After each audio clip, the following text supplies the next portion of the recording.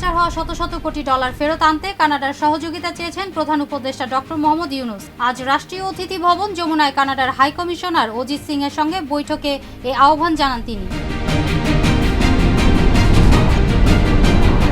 বেসরকারি পাঠাগার ঘিরে গত 15 বছরে ব্যাপক দুর্নীতি হয়েছে মন্তব্য সংস্কৃতি উপদেষ্টা মোস্তফা সরোয়ার ফারুকী। বাস্তবে লাইব্রেরি না থাকলেও প্রতি বছর লাখ লাখ টাকা লুটপাট করা হয়েছে।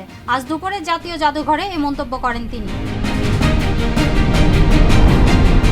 আগামী বছর থেকে টঙ্গী ময়দানে ইজতেমা ও তাবলিগ কার্যক্রম করতে পারবেন না, এই শর্তে আগামী 14, 15 এবং 16 ফেব্রুয়ারি টঙ্গী ময়দানে সাতপন্থীদের বিশ্ব ইজতেমা অনুষ্ঠিত হবে। আজ স্বরাষ্ট্র মন্ত্রণালয়ের জননিরাপত্তা বিভাগে প্রজ্ঞাপনে এই তথ্য জানানো হয়।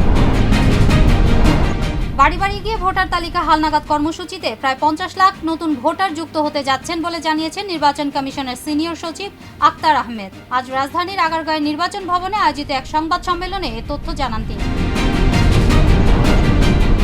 জাতীয় নির্বাচনের আগে পাইলট প্রকল্প হিসেবে স্থানীয় সরকার নির্বাচন চায় জাতীয় নাগরিক কমিটি। আজ দুপুরে স্থানীয় সরকার সংস্কার কমিশনের কাছে 15 দফা সুপারিশ হস্তান্তর শেষে একথা বলেন নাগরিক কমিটির যুগ্ম আহ্বায়ক সারোয়ার তুষার।